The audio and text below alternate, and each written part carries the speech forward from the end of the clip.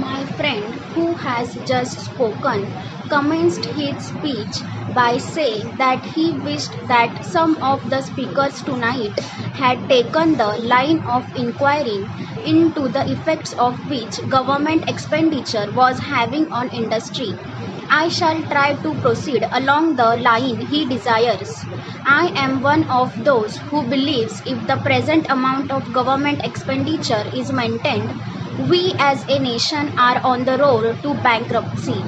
I believe that in the main, the slung in trade, the maintenance of the high cost of living and the means of unemployment at the present time are due to the extent of government expenditure.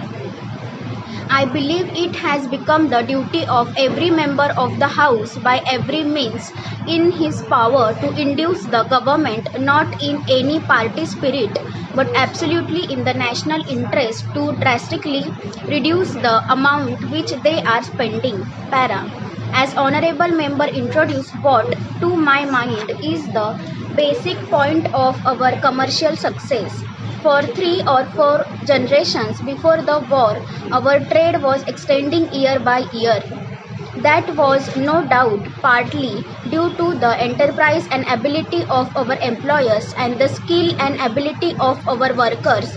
But all that would have been nothing had it not been for the fact that those who made money out of business in those days wisely set apart a portion of those profits for reinvestment in their own or other business. With the money saved, land was bought, factories were erected thereon, plant and machinery were purchased, and raw materials were obtained. So employment was procured for a growing population, and the prosperity of the nation was maintained.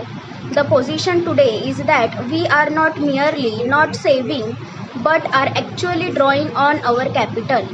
The burden of taxation resulting from excessive government expenditure is leading us to bankruptcy, and unless a reduction of expense can immediately be made, there is no safety for us in future. That brings me to another consideration. I said a moment or two ago that the savings which were reinvested in industry came mainly from the employer. The workers in those days received such wages that it was impossible, except in a few cases, for them to save.